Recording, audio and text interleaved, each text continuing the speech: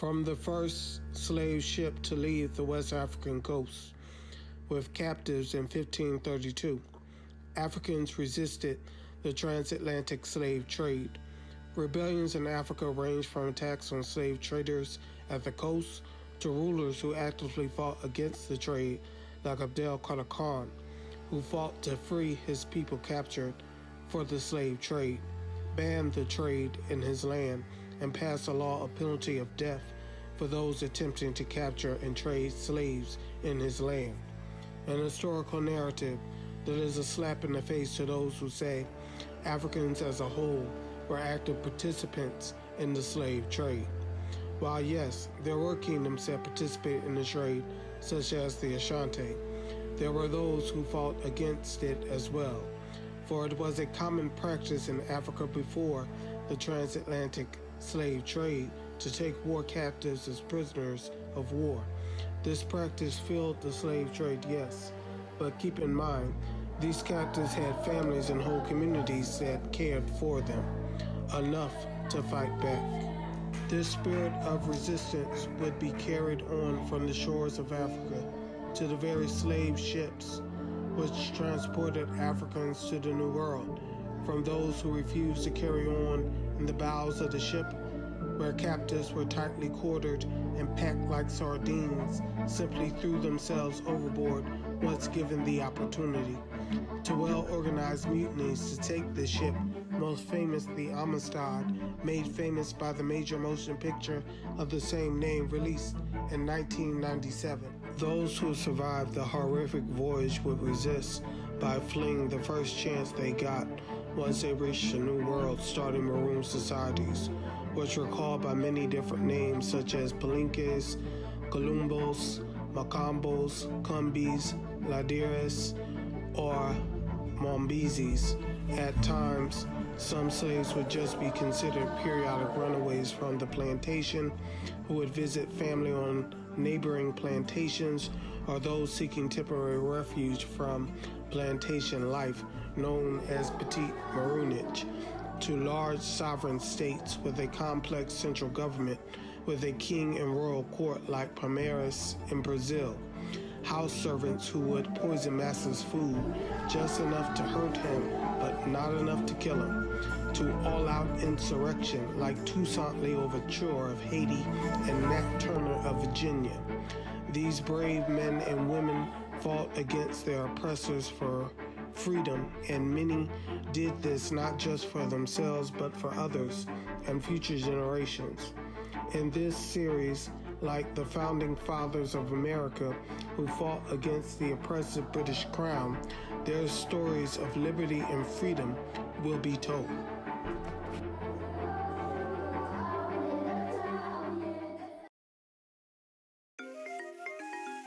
Zumbi Dos Palmares was born free in the Palmares region of Brazil in the year 1655, in the Colombo, within the centralized matriarchal state of Palmares, which got its name from the surrounding region. Palmares was established by runaway slaves brought to what is now the state of Pernambuco in Brazil after 1570. Escaping almost immediately after their arrival, they fled into the wilderness, where they established what were called Macambos or Columbos, as these early escaped slave settlements were called, which would become the foundation of Palmares in 1605. Largely unchecked by the planters and colonial government of Pernambuco, who were distracted by the Dutch invasion between 1630 to 1654. Many slaves took advantage and ran from Palmares, which grew during this period of time into a large, thriving population, which was a sanctuary for runaway slaves and even impoverished Europeans. Palmares boasted all that made a sovereign state, with a central government, monarchy, military, complex legal system, and a population which grew to an estimated 12 to 20,000 people during the 1690s, a population who saw themselves as Palmaristas, whether they were born there or joined the community. They were mostly farmers. They hunted for meat in the jungle and engaged in trade with merchants and, at times, planters. At times, they would raid plantations for what they were unable to produce on their own, like firearms. But the main purpose of their raids was to liberate slaves to increase their population, and their main targets were women for wives. The captives from raids would become slaves of Palmares and earn their freedom by capturing another to take their place, while those who ran from the plantation and found Palmares on their own were welcomed as free men. They all gave reverence, loyalty, and obedience to their king, Ganga Zumba, which meant great lord.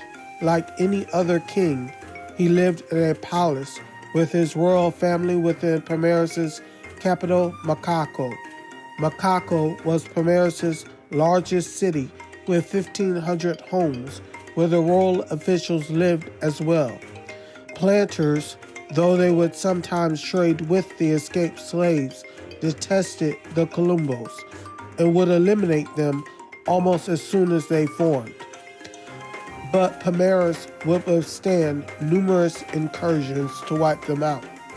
Aided by the surrounding natural terrain of rugged mountains and thick forests, their military soldiers were trained experts in capoeira as well, an African martial art, to defend against repeated attacks by Portuguese colonizers seeking free laborers for their growing sugar plantations.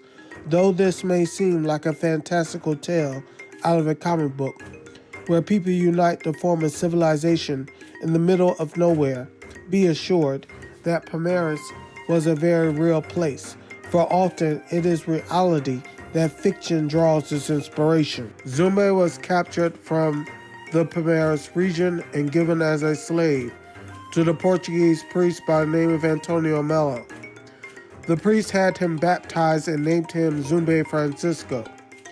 As a slave, Zumbi was taught Latin, the Portuguese language, and assigned to serve the Catholic Mass.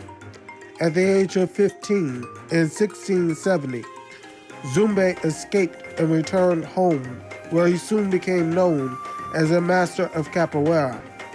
In his early 20s, he rose to the ranks of Palmares' military, becoming a respected military strategist. After a 3-decade period of peace, an odd relationship with planters who complained of loss of slaves by runaways and slaves taken in raids, but they would at times trade guns for silver and gold with them, but also have incursions sent against them, to outlandish claims by colonial residents to the King of Portugal that the Palmares men were raping white women, to which no evidence has been found that white women were even often taken, and if so, it would be for ransom, and they were returned unharmed. However, on June 18, 1678, the governor of the captaincy of Pernambuco offered the king Ganga Zumba a compromise after Ganga Zumba sent for peace with the Portuguese to submit to Portuguese authority.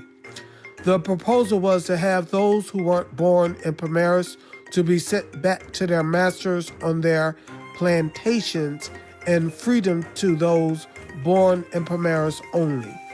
Ganga Zumba favored this, while Zumbi and his followers, like the ones pictured here, led by his wife Dan Dora, played by Zizi Mata in the 1984 film Columbo, rejected the deal and challenged Ganga Zumba's leadership, wanting freedom for all and full sovereignty for Palmares, which the Portuguese viewed as impossible based on their treaty with Spain, granting them full territorial rights to Brazil. Ganga Zumba died shortly after the deal for peace with the Portuguese, leading to Zumbi rising to the throne and vowing to continue the resistance to Portuguese oppression. Zumbi's wife, Dan Dora, was a warrior in her own right, who is believed to have influenced Zumbi to challenge the Ganga Zumba and was a master of capoeira within Palmares' military, fighting for freedom with her husband. The governor Joel Ducanio Sotomayor of the captaincy of Pernambuco made an agreement with Domingos Jorge Valeu, a Portuguese Bandeirantes of São Paulo, for the complete annihilation of Palmares. The final destruction came to Palmares after 2 years of intense fighting reduced Palmares to one fortification, which underwent a 20-day siege. The captaincy of Pernambuco had to send an additional 3,000 troops, extending the siege another 22 days before they broke through and the battle ended in hand-to-hand combat. On February 6, 1694, after many lives on both sides were lost, Palmares fell and the remaining men, women, and children were captured and placed in the bondage of slavery. The Portuguese destroyed the capital of Macaco. Dandora was captured as well, and rather than go back into slavery, she committed suicide. Zumbi continued to fight till he was dimed out by a captured Palmarista, who led the Paulistas to Zumbi's hideout.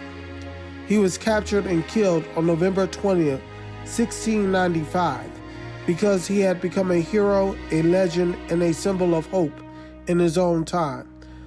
The Portuguese had his head shipped to Recife, Brazil, the modern-day capital of Pernambuco, where it was displayed in the central plaza as proof that Zumbi was dead and a warning to other African resistance fighters, nearly beating Haiti by more than 100 years as the first black independent nation in the New World, and the warrior Zumbi was defeated. His legacy of his fight for freedom in Brazil hasn't been forgotten by Brazilians. Since the 1960s, the 20th of November has been celebrated in Brazil as Black Awareness Day, or Black Conscious Day, as they call it.